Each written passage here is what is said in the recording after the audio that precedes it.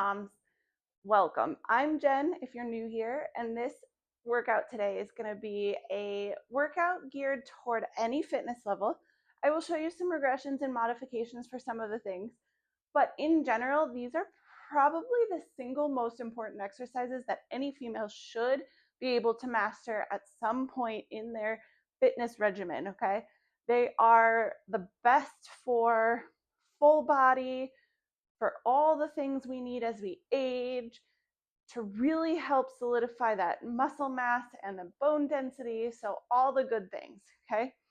I am going to go through the exercises, give you the explanation.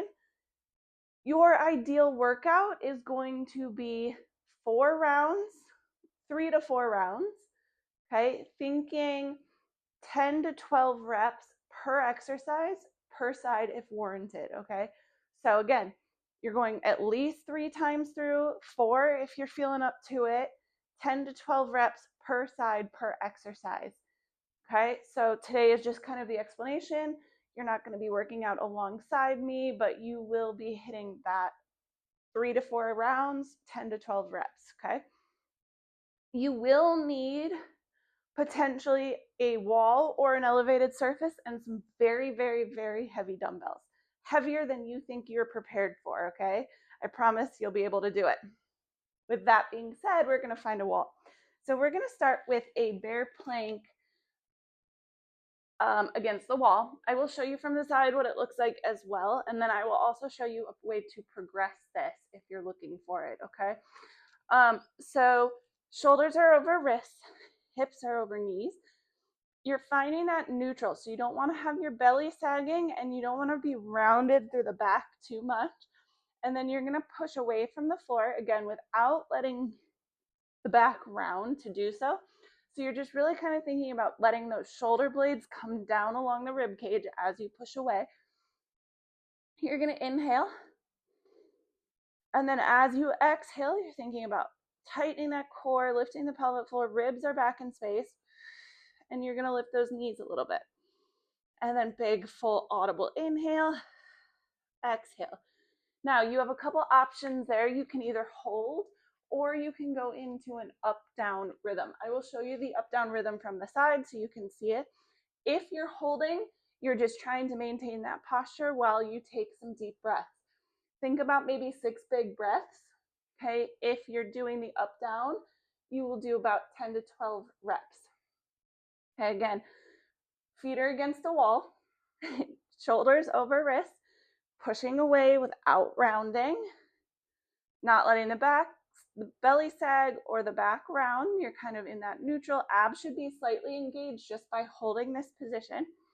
Inhale, exhale, inhale, lower, exhale, lift.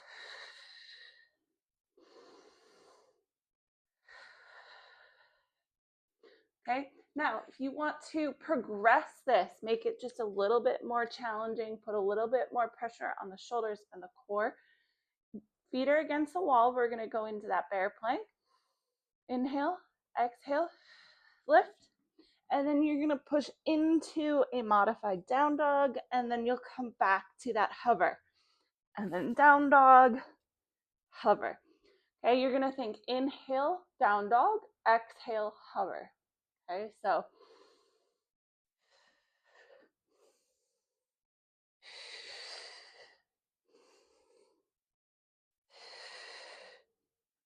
really trying to expand through those sit bones as you go. Now we're going to go into some dead bugs.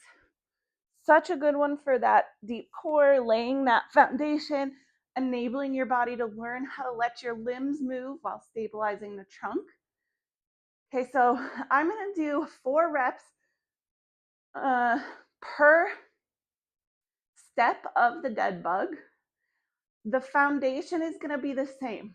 So in this position, you are going to start by inhale, relaxing that pelvic floor, filling that 360 floor, ribs, armpit, sides.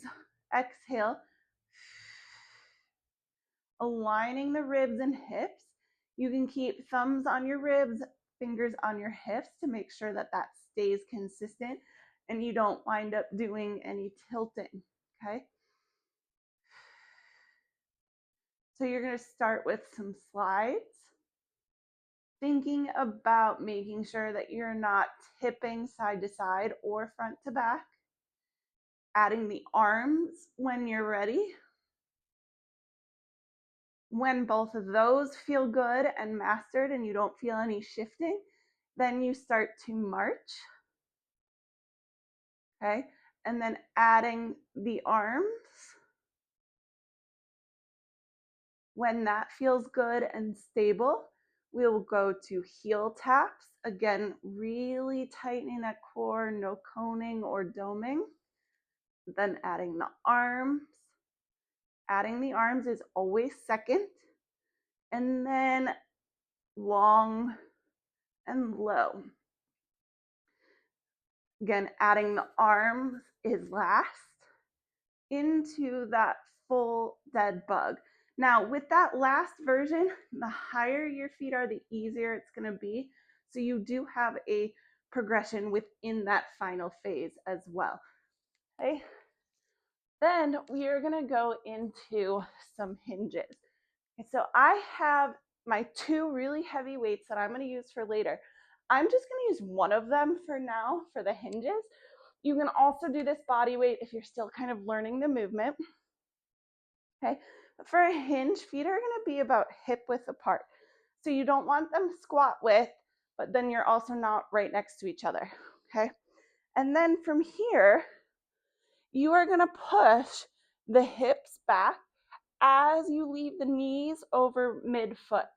Weight should be nice and evenly distributed over those feet. Exhale to stand. Don't over thrust at the top or over squeeze the glutes. Okay, again, hips go back, knees stay where they are. So if you watch my shins and my lower leg, they actually never really change position or move. You're really just trying to get some length and stretch from the knees to the back of your butt. Eyes should be about 45 degrees ahead of you. Help keep that head in line with your spine. And again, when you come to standing, you're coming into this slightly athletic position. You're not straightening out the knees or pushing the hips too far forward. Inhale down, exhale up. Okay, the other thing to watch is to make sure you're not arching and kind of worming your way up. You're not thrusting the ribs to stand, okay? Then from here, you can then start taking that into more single leg versions or kickstand versions. Once you're able to keep the hips square, keep that lower limb stable, really get length in the back body, head, neck, everything in the right position. Okay, so you can progress to that single leg version from there. Now we're going to go into a rotated split squat. So you're going to be in your lunge position. Make sure this back leg isn't so far forward. You will be fighting too much hip extension here. You don't need to be crazy far forward, okay? And then you're going to think about being centered. So you have just as much weight on the front foot as you do your back foot. You're going to exhale. Ribs are going to come back in space. And you're now even more centered over your body here, okay? And then what you're going to do is, so my right leg is in front. So as I lower down, I'm going to reach my left hand across that right knee. And then as I stand, I'm going to open my hips to the left, making sure this knee stays between my big toe, pinky toe, and I'm not pivoting this back foot. Reach across your body and then open, fighting this knee. Don't let it cave in. Twist and open, okay? As you do that, you should really get a good stretch and really feel yourself sit into this front hip. Okay, really getting that front glute fired up. Again, don't let that knee collapse in. really keeping it open as you rotate those hips, pushing through that front heel, front glute to stand, okay? Now, here comes the big guys for the weights. I don't have a ton of space in this video, so ideally this is done with a really long hallway where you can go back and forth, or maybe down your driveway and back, but we'll work with what we have. So if you have a small space, you can still make it work. You are just going to be holding those dumbbells with good posture. So ears, shoulders, hips, knees should all line up. If I were to pause, everything's in a nice straight line.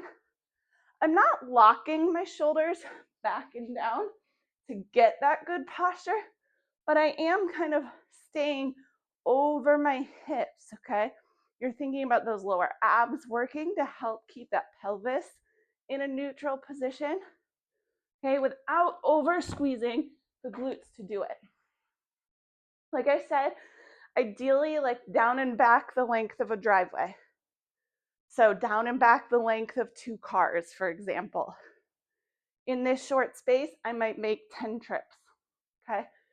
Really working that grip strength, that posture, that core, really good for your bone density, really good for helping that posture, core, you name it, okay? One of my favorites for females. I don't have a single female client who doesn't do the farmer's carries at least once every couple cycles, okay? And now finally we're gonna go into push-ups. Yes, I said push-ups. I know this isn't any levels fitness, but trust me on this. We need to be working on push-ups, and you don't have to do them from the floor. I do want to keep you off your knees though, okay? So you might start on a wall, and then a headboard, and then a coffee table before making it to the floor, okay? The key with push-ups, we're not gonna let our arms and elbows be way out to the side. You wanna think triangle, or sometimes I hear arrowhead, with your elbows and your head. And your hands are kind of right under your armpits as you lower down. So if I were to lower down, this is where my hands and elbows and everything would land, okay? As you push away from the floor, you're thinking about letting those shoulder blades come forward. As you lower down, you're thinking about letting those shoulder blades squeeze together. Everything is in a good plank position. So if we go from the wall, you're in that plank position, you're lowering towards the wall. When this gets really easy, you'll slowly start to decrease the height at which you do the push-ups until eventually we can do them from the floor, okay? So again, we're gonna get into that plank position. I want you to kind of rotate those elbows so that what I call the armpit of the elbow can face forward slightly, which will help put your shoulders in a slightly better position. Big inhale. Oh, remember, we're not way up here, and we're not letting the belly sag, okay? Big inhale, exhale, push up. Okay, so you wanna think about that. Inhale as you lower, exhale to help you push up. And if you notice yourself, so film yourself, bobbing your head a lot, we need to work on some of that serratus and shoulder strength before you can bring your push-up down a level, even if it feels really easy, okay? Bobbing your head is a sign that there's some cheating or some weakness. So if you bring it down too soon, you will start to mess up your form and push-ups, okay? If you have any questions about today at all, please don't hesitate to reach out, drop it in the comments, send me an email at jen@momsforlife.com. Remember, you're doing 3 to 4 rounds, 10 to 12 reps per side per exercise, using whatever versions or progressions work best for where you're at. But these 6 exercises are probably some of the best that we can do as women, moms, pregnant, postpartum, you name it, okay? So get after it, start working on them, and I'll see you guys next time.